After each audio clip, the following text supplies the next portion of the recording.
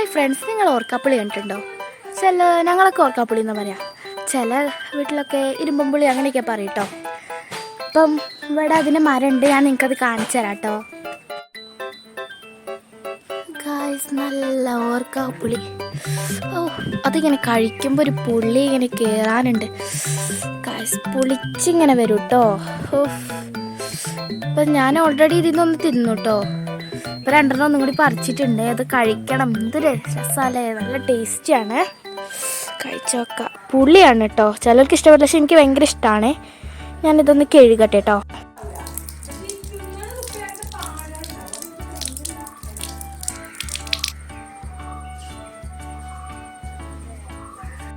കഴിച്ചു നോക്കാം കേട്ടോ. നല്ല പുളിയാണ്, പക്ഷെ എനിക്ക് ഭയങ്കര ഇഷ്ടമാണ്.